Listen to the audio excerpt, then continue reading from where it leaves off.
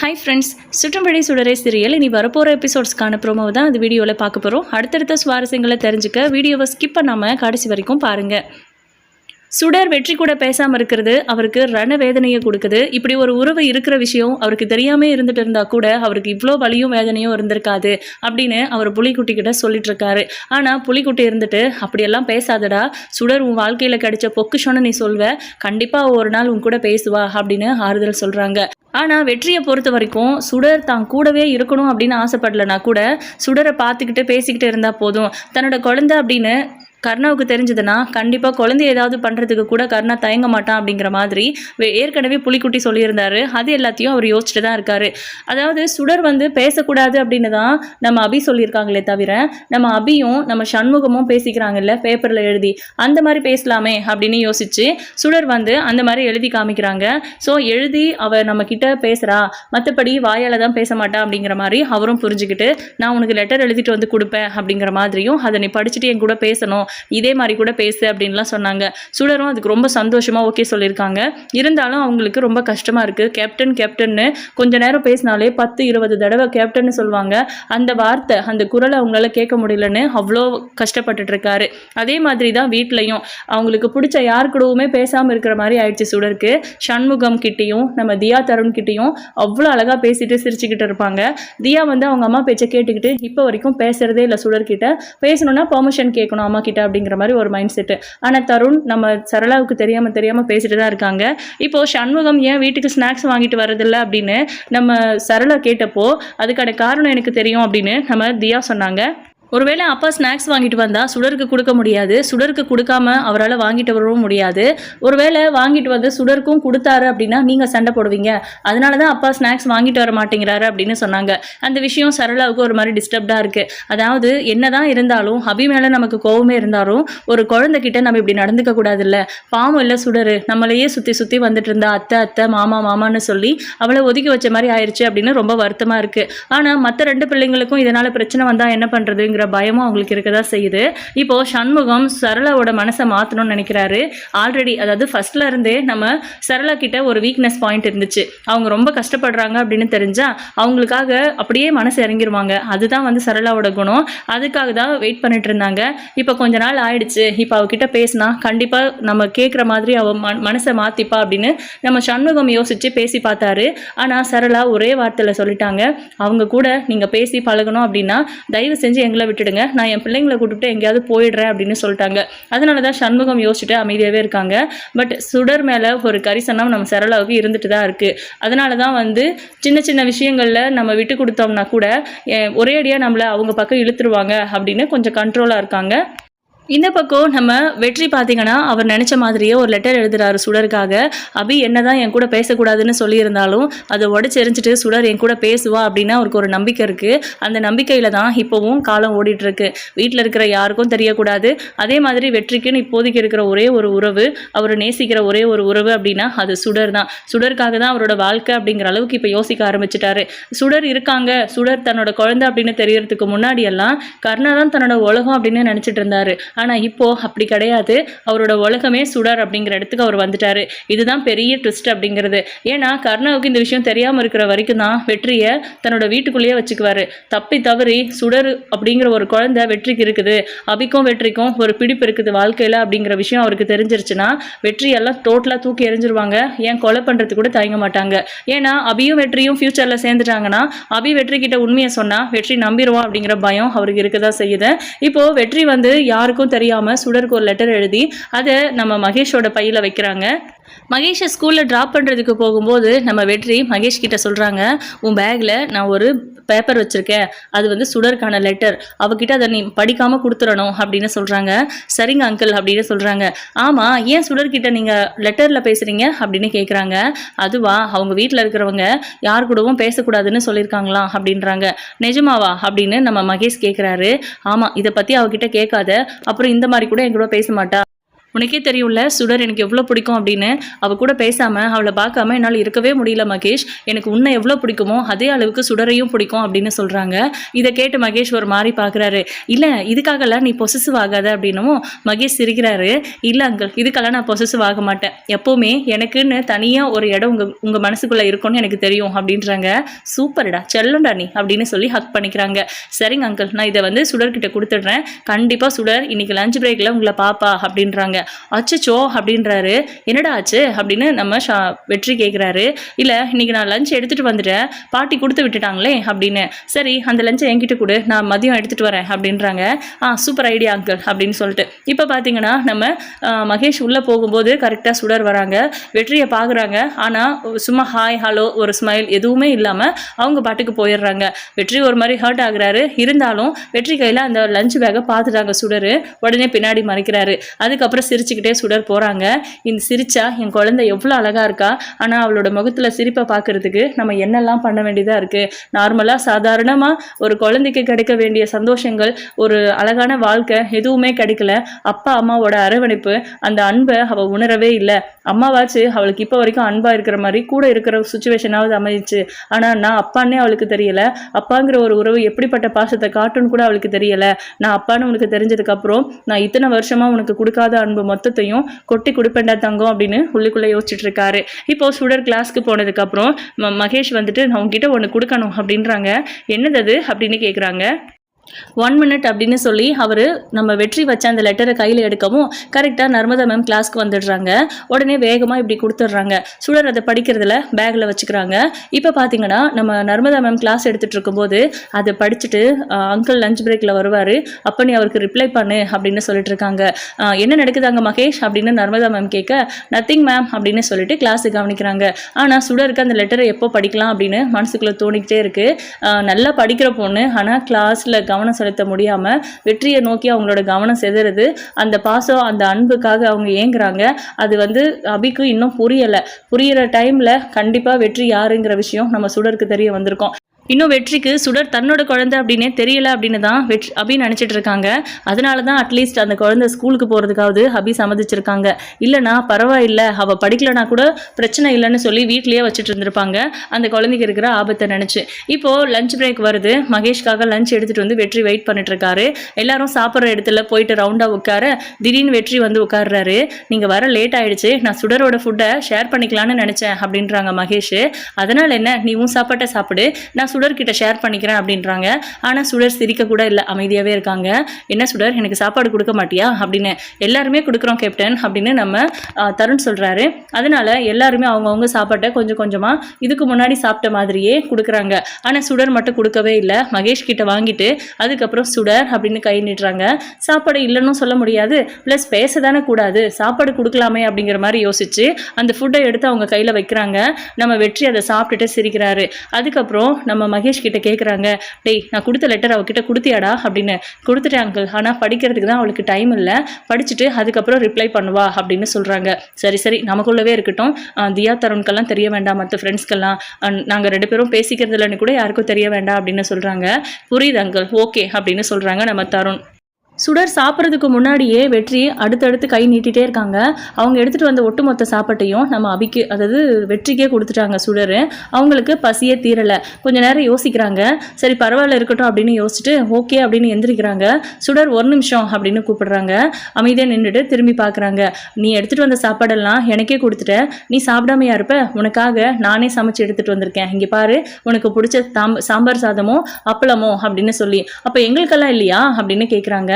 இன்னைக்கு சுடருக்காக மட்டும்தான் எடுத்துட்டு வந்தேன், நாளைக்கு உங்க எல்லாருக்குமே சமைச்சு எடுத்துட்டு வரவா, நீங்க வேணா லஞ்ச் எடுத்துட்டு வராம வரீங்களா அப்படின்னு கேட்குறாங்க. நாங்கள் கொஞ்சமாக எடுத்துட்டு வரோம், நீங்க எடுத்துட்டு வரதை ஷேர் பண்ணிக்கலாம் அப்படின்னு. அதனால என்ன, இப்பவே எல்லாரும் ஷேர் பண்ணிக்கோங்க அப்படின்னு சொல்லி எல்லாருக்கும் ஒரு ஸ்பூன் கொடுத்துட்டு சுடர்கிட்ட ஊட்டுற நீ சாப்பிடு அப்படின்றாங்க. ஒரு வாய் வாங்குறாங்க. அதுக்கப்புறம் சுடருக்கு ஒரு மாதிரியா இருக்கு, நானே சாப்பிட்டுக்கிறேன் அப்படின்னு அவங்க கையில இருந்து பாக்ஸை வாங்கிக்கிறாங்க. இப்போ சுடர் அதை சாப்பிட்டுட்டு சூப்பரா இருக்கு அப்படின்னு சொல்லிட்டு மகேஷ் கிட்ட சொல்றாங்க.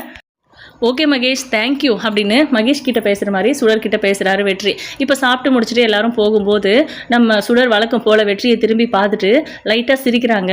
வெற்றிக்கு அதுவே அவ்வளோ சந்தோஷமாக இருக்குது. அதுக்கப்புறம் சந்தோஷமாக அவர் அங்கேருந்து கிளம்புறாரு. சுடர் கிளாஸில் உட்காந்துட்டு அந்த பேப்பரை படிக்கலாமான்னு எடுக்க மறுபடியும் அடுத்த கிளாஸ் டீச்சர் வந்துடுறாங்க. அதனால அப்படியே போயிட்டே இருக்குது. அன்னைக்கு வீட்டுக்கு போனதுக்கப்புறம் நம்ம சுடர் அந்த லெட்டரை எடுத்து படிக்கலான்னு யோசிச்சுட்டு இருக்கும்போது அம்மு கண்ணில் பட்டா அவ்வளவுதான் திட்டுவாங்களே அப்படின்னு யோசிக்கிறாங்க. ஆனால் எதுக்காக அபி வந்து வெற்றியை வெறுக்கிறாங்க, வெற்றியை பேச வேண்டாம்னு சொல்கிறாங்கங்கிறதெல்லாம் இன்னமும் சுடருக்கு தெரியல. ஒருவேளை அவர் தான் உன்னோட அப்பா அப்படின்னு சுடர்கிட்ட சொன்னால் சுடரே அவங்க வெற்றி கூட பேச மாட்டாங்க. அது அபிக்கு இன்னும் தெரியாமல் இருக்குது. இப்போ பார்த்தீங்கன்னா அந்த லெட்டரை படிக்கலாம்னு யோசிச்சுட்டே இருக்கும்போது நான் ஹோம்ஒர்க்லாம் முடிச்சுட்டேன் அம்மோ, நீங்கள் வழக்கமாக நடக்கணும்னு சொல்வீங்கள்ல, நீங்கள் போய் நடந்துட்டு வாங்க, அதுக்குள்ளே எனக்கு கொஞ்சம் படிக்க வேண்டியது இருக்குது, நான் படிச்சிடுறேன் அப்படின்றாங்க. சரி ஓகே அப்படின்னு சொல்லிட்டு சுடர் வந்து அபி வெளியே போனதுக்கப்புறம் அந்த லெட்டரை படிச்சுட்டு இருக்காங்க. அதை பார்த்து அவங்களுக்கு அவ்வளோ சந்தோஷமாக இருக்குது. அதை மடித்து அப்படியே பத்திரமா பேக்கில் வச்சுட்டு இப்போது அந்த லெட்டருக்கான பதிலை எழுதிட்டு இருக்காங்க. நாளைக்கு வெற்றி அங்கிள் கிட்ட கொடுக்கணும் அப்படின்னு சொல்லி இப்போ நம்ம சுடர் அதை எழுதும்போது அபி வந்துடுறாங்க. என்ன பண்ணுற அப்படின்னு கேட்குறாங்க. ஒன்றும் இல்லாமோ நான் முடிச்சுட்டேன், சும்மா எழுதி பார்த்துட்டு இருந்தேன் அப்படின்னு. சரி நீ எழுது, நான் கரெக்ஷன் பண்ணுறேன் அப்படின்றாங்க. இல்லாமோ மிஸ்ஸு நானே கரெக்ஷன் பண்ணணும்னு தான் சொல்லியிருக்காங்க, அப்போ தான் என்ன மிஸ்டேக் இருக்குன்னு நானே கண்டுபிடிச்சி அதுக்கப்புறம் அடுத்த டைம் எழுதும்போது அந்த மிஸ்டேக் இல்லாமல் இருக்கும். இல்லாட்டினா நான் மிஸ்டேக் பண்ணது ஞாபகம் வந்து நான் சரியாக எழுதுவேன், இந்த மாதிரி ஐடியா கொடுத்துருக்காங்க அப்படின்றாங்க. பரவாயில்லையே, சூப்பர் ஐடியாவாக இருக்குது அப்படின்னு சொல்லிட்டு நம்ம சுடர் வந்து எழுதிட்டே இருக்காங்க. எழுதிட்டு கரெக்ஷன் பண்ணலையா அப்படின்னு கேட்கும்போது இல்லமோ நான் நாளைக்கு கரெக்ஷன் பண்ணிக்கிறேன், கிளாஸில் கூட பண்ணிக்கிறேன், எனக்கு தூக்கம் வருதுன்னு சொல்லி அப்படியே எடுத்து வைக்கிறாங்க. ஆனால் சுடரோட நடவடிக்கை கொஞ்சம் வித்தியாசமாக இருக்கே அப்படின்னு அபி யோசிக்கிறாங்க. அதுக்கப்புறம் சுடரை தூங்க வச்சுட்டு அந்த நோட்டை எடுத்து பார்க்குறாங்க.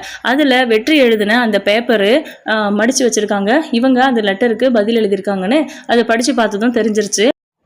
வெற்றி எழுதினதில் சுடர்னு மென்ஷன் பண்ணியிருந்தாங்க. ஆனால் நம்ம சுடர் எழுதின லெட்டரில் கேப்டன் அப்படின்னு சொல்லி மென்ஷன் பண்ணியிருந்தாங்க. அதுதான் வந்து நம்ம சுடர் எழுதினது வெற்றிக்காக தான் அப்படின்னு அவங்களுக்கு கண்டுபிடிக்கிறதுக்கு ஹெல்ப் பண்ணுச்சு. இப்போ பார்த்தீங்கன்னா இந்த விஷயத்தை யோசிச்சுட்டு இருக்காங்க அபி. சுடர் மேலே கோவப்படலை, அவங்கள நினச்சி பரிதாபப்படுறாங்க. வெற்றியோட உண்மையான முகம் என்னன்னு தெரியாமல் இந்த குழந்தை அவர் மேலே இவ்வளோ பாசமாக இருக்காளே அப்படிங்கிற மாதிரி யோசிச்சுட்டு இருக்காங்க. கண்டிப்பாக சுடர்கிட்ட சொல்லணும், அவன் தான் உன் அப்பான்னு, அப்போ அவளே வெறுத்துருவா அப்படின்ற மாதிரி யோசிச்சுட்டு ஒருவேளை அப்பா பாசத்துக்காக ஏங்கிக்கிட்டு இருந்தவ அந்த பக்கம் திரும்பிட்டான்னா அவ்வளோதான், வெற்றியோட குழந்தைன்னு கருணாவுக்கு தெரிஞ்சால் டோட்டலாக எல்லாமே முடிஞ்சிடும் அப்படிங்கிற மாதிரி யோசிச்சுட்டு இல்லை வேண்டாம் அவளுக்கு தெரிய வேண்டாம் அப்படின்னு அவங்களையே அவங்க வருத்திக்கிறாங்க. ஒரு நேரமாக அவங்களுக்கு ஒரு மாதிரி மூச்சு திணறுது. சுடருக்கு தெரியவே இல்லை, நல்லா தூங்கிட்டாங்க. அவங்களால டக்குன்னு எந்திரிச்சு போய் தண்ணியும் குடிக்க முடியல. அவங்க பக்கத்தில் வச்சுட்டு இருந்ததுல தண்ணியை எடுக்க போகும்போது அது ஸ்லிப் ஆகி கீழே வேற விழுந்துருச்சு. அந்த தண்ணி கீழே கொட்டிட்டப்போ சுடர்கிட்ட அது லைட்டாக வந்துக்கிட்டு இருக்கு. அந்த சில்னஸ் தெரிஞ்சதுமே சுடர் டக்குன்னு எந்திரிச்சா அபி மூச்சு திணறல்ல துவைச்சிட்டு இருக்காங்க அப்படின்னு தெரியுது. என்ன பண்ணுறதுன்னு தெரியாமல் ஓடி போய் சண்முகத்தோட கதவை தட்டுறாங்க அவங்க ரூமை. அவரும் வந்து பதறி அடிச்சுட்டு வெளியே வராரு. என்னாச்சு அப்படின்னு கேட்குறாங்க. அம்மு அப்படின்னு சொல்லிட்டு பதறாங்க. போய் பார்த்தா அவங்களுக்கு மூச்சு திணறுது. உடனே ஃபேனை போட்டு விசிறி எடுத்துகிட்டு வந்து வீசி அவங்கள ரிலாக்ஸ் பண்ணுறதுக்கு ட்ரை பண்ணுறாங்க. ஆனால் அவங்களுக்கு தண்ணி கொடுக்கலாமா வேணாவான்னு தெரியல. சண்முகத்துக்கு தண்ணி எடுக்கிறாரு, குடிக்க வைக்கலான்னு சொல்லி அதுக்குள்ளே சரளா வந்துட்டு என்னங்க அப்படின்னு சொல்லி கத்துறாங்க. இல்லை அவளுக்கு மூச்சு திணறுது அப்படின்னு தெரியுதுங்க, மூச்சு திணறும் போது தண்ணி கொடுக்கக்கூடாது அப்படின்றாங்க நம்ம சரளா. இப்போ என்ன பண்ணுறது அப்படின்னு ஒரு நிமிஷம் அப்படின்னு சொல்லி போயிட்டு மெயின் டோரெல்லாம் ஓப்பன் பண்ணி ஃபேனை கொஞ்சம் ஸ்பீடாக வைக்கிறாங்க. இன்னும் அதிகமாக மூச்சு திணறுதுன்னு சொல்லி ஃபேனை ஆஃப் பண்ணிவிட்டு லேசாக வீசுகிறாங்க. ஓகேவா, நார்மலாக இருக்கா, எதனா மெடிசன் மறந்துட்டியா அப்படின்லாம் கேட்குறாங்க. ஆமாம் அப்படின்னு தலையாட்டுறாங்க. அந்த லெட்டர் அவங்க படிச்சிடக்கூடாதுன்னு சொல்லி வேகமாக ஃபோல்டு பண்ணி தள்ளி விட்டுடுறாங்க. இப்போது கொஞ்சம் நேரம் கழித்து அப்படியே ரிலாக்ஸ் ஆகுது அவங்களுக்கு. ஓகேவா ஃபேன் போடவா அப்படின்னு கேட்குறாங்க. ஓகேன்னு சொல்கிறாங்க. கொஞ்சம் ரிலாக்ஸ் ஆனதுக்கப்புறமா தண்ணி குடிச்சிட்டு ஓகே எனக்கு நார்மல் ஆயிடுச்சு அப்படின்னு சொல்கிறாங்க. ஏன் இந்த மாதிரி ஆச்சு உனக்கு அப்படின்னு கேட்குறாங்க. தெரியல, இந்த குண்டடி பட்டதுலேருந்து அந்த மாதிரி ஆகுது, நான் மாத்திரை போட மறந்துட்டேன் அப்படின்றாங்க. மாத்திரை போடுறத கூட மறக்கிற அளவுக்கு அப்படி என்ன உனக்கு யோசனை அப்படின்னு சண்முகம் திட்டுறாரு. சரி சரி அவள் பார்த்துப்பா, வாங்க போகலாம் அப்படின்றாங்க. இந்த மாதிரி நிலைமையில இவளை தனியாக விட்டுட்டு எப்படி நான் ஹால்லேயே படுத்துக்கிறேன் அப்படின்றாங்க. இல்லை அதெல்லாம் முடியாது அப்படின்றாங்க சரளா. இல்லை நான் பேசக்கூடாதுன்னு தானே சொல்லியிருக்கேன், இந்த மாதிரி ஒரு எமர்ஜென்சினா நீ ஓடி வந்து பார்க்கலையா, அது போல தான் நான் அந்த பக்கம் படுத்துக்கிறேன், அவைக்கு ஏதாவதுன்னா நான் பார்த்துக்கணும்ல அப்படின்றாங்க. சரின்னு சொல்லி சரளாவும் அதை அக்செப்ட் பண்ணிக்கிட்டு உள்ளே போய் படுத்துடுறாங்க. இப்போ பார்த்தீங்கன்னா நம்ம அபியை உள்ளே கூப்பிட்டு படுக்க வைக்கலாமான்னு சரளாவுக்கு தோணுது. இருந்தாலும் வேண்டாம், உடனே அட்வான்டேஜ் எடுப்பாங்க, அவங்க எடுக்கலனா கூட இவர் எடுப்பார் அப்படிங்கிற மாதிரி பயப்படுறாங்க. இப்போ சண்முகம் அபியை பார்த்துக்கிட்டு ஆப்போசிட்டாக அந்த பக்கமாக படுத்து தூங்கிக்கிட்டு இருக்காங்க. அபியும் படுத்துடுறாங்க. அவங்களுக்கு நம்ம வெற்றியை பற்றின விஷயம் சுடருக்கு தெரியுமா, இல்லை அப்படி தெரிய வரும்போது என்ன நடக்குங்கிற யோசனை தான் அவங்களுக்குள்ளே போயிட்டுருக்கு. அடுத்த நாள் காலையில் பார்த்தீங்கன்னா அந்த லெட்டரை கொடுக்கறதுக்காக நம்ம சுடர் ரொம்ப ஆர்வமாக இருக்காங்க. ஆனால் அந்த 2 லெட்டரையுமே அபி அவங்களுக்கே தெரியாமல் கிழிச்சு போட்டாங்க. அதை பற்றி சுடர் கேட்டால் தானே அப்புறம் பார்த்துக்கலாம் அப்படிங்கிற மாதிரி. இப்போ பார்த்தீங்கன்னா ஸ்கூலுக்கு கிளம்பி போகிறாங்க. வெற்றியை பார்த்த உடனே அந்த லெட்டரை கொடுக்கறதுக்காக தேடுறாங்க. பேக்கில் இல்லை, எங்கே போயிருக்கோம் அப்படின்னு யோசிச்சுட்டு வெற்றிக்கிட்ட எதுவுமே பேசாமல் அவங்க பாட்டுக்கு போயிடுறாங்க. ஏன்னா பேசக்கூடாதுல்ல, அதனால் ஏன் நம்ம லெட்டருக்கு இன்னுமே அவர் ரிப்ளை கொடுக்கல அப்படின்னு யோசிச்சுட்டு ரொம்ப வருத்தப்பட்டுட்டு இருக்காரு வெற்றி. அந்த சோகத்தில் அவர் சரக்கு அடிக்கணும்னு நினைக்கிறாரு. நம்ம புலிக்குட்டிக்கிட்ட சொல்லி சரக்கு வாங்கிட்டு வர சொன்னால் அவர் வாங்கிட்டு வந்து கொடுக்க முடியாதுடா அப்படின்னு சொல்கிறாங்க. நீ ஒரு வேளை ஒயின் ஷாப் போனீன்னா நான் கண்டிப்பாக கருணா கிட்ட சொல்லிடுவேன் அப்படின்னு மிரட்டுறாங்க. ஏன்டா இப்படி பண்ணுற, எனக்கு மனசு சரியில்லை அப்படின்னும் போது அதெல்லாம் ஒன்றும் இல்லை, எல்லாம் சரியாயிடும் அப்படின்னு சொல்லி சமாதானம் சொல்லிட்டு இருக்காங்க. அன்றைக்கி மதியம் வெற்றி வருவார், நம்ம ஏதாவது எழுதி காமிக்கலாம் அப்படின்னு யோசிச்சுட்டு இருந்தாங்க சுடர். அவர் லஞ்ச் பிரேக்குக்கு வரவே இல்லை. இன்றைக்கி கேப்டன் நமக்கு சாம்பார் சாதம் எடுத்துகிட்டு வரேன்னு சொன்னார், வரவே இல்லை அப்படிங்கிற மாதிரி நம்ம தியா கூட சொல்லிட்டு இருக்காங்க. அன்னைக்கு ஈவினிங் வீட்டுக்கு போனதுமே அம்மு, நான் என் பேக்ல நேற்று டெஸ்ட் எழுதுனேன்னு சொன்னேன்ல, அந்த பேப்பர் வச்சிருந்தேன், காணோம், நீங்க பாத்தீங்களா அப்படின்னு கேட்குறாங்க. உடனே அபிக்கு கோவம் வந்து காதை பிடிச்சி கெட்டியமா திருகுறாங்க. என்னாச்சம்மோ, விடுங்க அம்மோ, வலிக்குது அப்படின்றாங்க. என்ன காரியம் பண்ணியிருக்க நீ லெட்டர் எழுதியிருக்க, அது யாருக்கு எழுதியிருக்க அப்படின்னு எல்லாமே எனக்கு தெரியும். ஆனால் என்கிட்ட மெயின்டைன் பண்ணுறல்ல, பொய் சொல்கிறல்ல, நீ எழுதினது டெஸ்ட்டுன்னு சொல்லி அப்படின்னு கேட்குறாங்க. சாரி அம்மோ, நீங்களும் மாமாவும் பேசக்கூடாதுன்னு அத்தை சொல்லிட்டாங்க, நீங்கள் பேப்பரில் எழுதி பேசிக்கிறீங்கள, அந்த மாதிரி தான் நான் பேசினேன், அவர் கூட நான் வாய் திறந்து பேசவே இல்லாமோ அப்படின்றாங்க.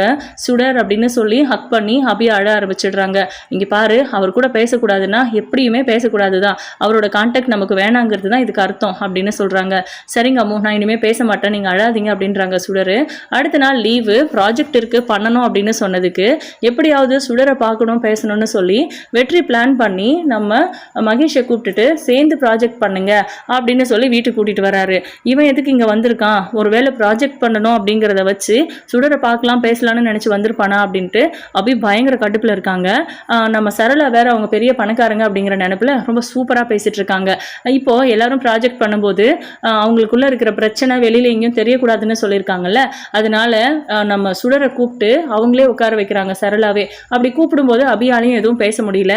எல்லாருமா சேர்ந்து ப்ராஜெக்ட் பண்ணுங்க, நான் உங்களுக்கு சாப்பிட ஏதாவது ரெடி பண்றேன் அப்படின்னு ஏதோ ஸ்வீட் பண்ணுறாங்க. அதில் எல்லாருக்கும் கொடுத்துட்டு அபிக்கு மட்டும் கொடுக்கல. அபிக்கும் கொடுக்க சொல்லி டைரெக்டாகவும் வெற்றியால் சொல்ல முடியாது இல்லையா, அதனால ஏன் அவங்களுக்கு கொடுக்கலையா அப்படின்னு கேட்குறாங்க. அவள் சாப்பிடக்கூடாது, அவளுக்கு உடம்பு சரியில்லை அப்படின்னு சரளா சமாளிக்கிறாங்க. சரளா வந்து அவங்கள வெற்றியோட ஹஸ்பண்ட் அப்படின்னு தெரியாது, ஆனால் சண்முகத்துக்கு தெரியும். சண்முகம் வர்றதுக்குள்ளே போயிடலாம், எப்படியும் ஈவினிங் வேலைக்கு போயிட்டு நைட்டு தான் வருவார், அதுக்குள்ளே நம்ம முடிச்சுட்டு போயிடலாம் அப்படிங்கிற மாதிரி வெற்றி நினச்சிட்டு இருந்தார். என்னமோ திடீர்னு வந்துட்டார் வீட்டுக்கு. அவர் வரும்போது இவங்கெல்லாம் கேஷுவலாக வரைஞ்சிட்டு இருக்கும்போது சண்முகம் வெற்றியை பார்த்த உடனே கண்டுபிடிச்சிட்டாரு. டேய் துரோகி அப்படின்னு சொல்லி கத்துறாரு. அவர் அங்கே என்ன நடக்குது, அபி இருக்காங்க, சுடர் இருக்காங்க, சரளாவுக்கு இன்னும் விஷயம் தெரியாது, குழந்தைங்கள்லாம் இருக்காங்க, இவங்க முன்னாடி இதை பேசலாமா வேணாவான்னு எதுவுமே யோசிக்கல. அவர் பாட்டுக்கு வெற்றியோட சட்டையை பிடிச்சி போய் கத்துறாரு. எதுக்குடா எங்க வீட்டுக்குள்ள வந்த, அடுத்ததாக என்னடா திட்டம் வச்சிருக்கிற, எங்கள் வீட்டோட நிம்மதியையும் சந்தோஷத்தையும் கெடுத்துட்டு இப்போ மறுபடியும் அதே எண்ணத்தோடு தான் வீட்டுக்குள்ளே வந்திருக்கியா, யார் உன்னை உள்ள விட்டது, சரளா இவன் யாருன்னு தெரியுமா, இவனை எதுக்கு உள்ள விட்ட அப்படின்னு. ஏங்க கையெடுங்க முதல்ல, நீங்கள் யாருன்னு நினச்சி பேசிட்டு இருக்கீங்க, அவர் மகேஷோட அங்கிள், இங்கே பாருங்க சுடர் கேப்டன் சொல்வாள், அவர் தான் அது அப்படின்றாங்க. அப்படியே ஒரு மாதிரி திணறிடுறாரு நம்ம சண்முகம். அவருக்கு தெரியாதுல்ல, அதனால என்னது கேப்டனா அப்படின்னு கேட்குறாங்க. ஆமாம் மாமா, இவர் தான் கேப்டன் அப்படின்னு சொல்கிறாங்க சுடர். அதுக்கப்புறம் தான் கேப்டனுங்கிற போர்வையில் மறுபடியும் இந்த குடும்பத்துக்குள்ளே நுழைஞ்சிருக்கல, உன்னால தான் என் தங்கச்சிக்கு இந்த நிலைமை, தங்கச்சியாச்சு பரவாயில்ல, உன்னை காதலிச்சா, உன்னை நம்புனா, அவளுக்கு நீ துரோகம் பண்ண, அது ஒரு பக்கம் இருக்கட்டும், ஆனால் உனக்கு பிறந்த இந்த குழந்தை என்னடா பாவம் பண்ணுச்சு, அவளுக்கும் சேர்த்து தானே நீ துரோகம் பண்ணியிருக்க, இந்த குழந்தை முகத்தை பாருடா, அப்பா இல்லாமல் அம்மா கூட இருக்க முடியாமல் அனாதை மாதிரி வளர்ந்துருக்கா 10 வருஷமா ஜெயிலில். இவளுக்கு என்னடா அவசியம் ஜெயில் தண்டனை அனுபவிக்கணும்னு? நீ எல்லாம் அப்பாவாக இருந்தா குழந்தை பொண்டாட்டின்னு எல்லாருமே இப்படி தானே கஷ்டப்படுவாங்க. நீ எல்லாம் மனுஷனே இல்லை. மரியாதையாக நீ வீட்டை விட்டு வெளியே போ. நீ இருந்த இடத்த ஆசிட் ஊற்றி தான் கழுவணும் அப்படின்லாம் சொல்லிட்டு இருக்காங்க. அபியோட வாழ்க்கையை கெடுத்த அப்படின்னு சொல்கிறாரு மாமா. அப்படின்னா அப்போ இவர் யார் அப்படிங்கிற மாதிரி சுடருக்கு தோணுது. மாமா, அப்போது இவர் யார் அப்படின்னு நம்ம சுடர் கேட்குறாங்க. இவனா, இந்த பாவிதாமா உன்னை பெத்த அப்ப அப்படின்னு சண்முகம் சொல்லிடுறாரு. பயங்கர ஷாக்கிங்காக இருக்குது நம்ம சுடருக்கு. அதே நேரம் தான் அதே மாதிரி தான் வெற்றிக்கும் இருக்குது. சுடர் வந்து தன்னோட அப்பா தான் வெற்றின்னு தெரிஞ்சுக்கிட்டாங்க. ஆனால் அவர் கூட பேசுவாங்களா இல்லையாங்கிறது சுடருக்கு தான் தெரியும். அபி என்ன நினைக்கிறாங்களோ அவங்களுக்கு குழப்பம் இருக்க தான் செய்யுது. பட் சுடர் வந்து அப்பாங்கிற வார்த்தையே தேவையில்லை, எனக்கு அப்பாவே வேண்டான்னு சொல்லியிருந்தாங்க. அந்த பயம் வெற்றிக்கும் இருக்க தான் செய்யுது. சுடர் என்ன பண்ண போகிறாங்கன்னு வெயிட் பண்ணி பார்க்கலாம். உங்களோட கருத்துக்களை கமெண்ட் பண்ணுங்கள். இந்த வீடியோ உங்களுக்கு பிடிச்சிருந்தது அப்படின்னா லைக் பண்ணுங்கள், ஷேர் பண்ணுங்கள். தேங்க்யூ.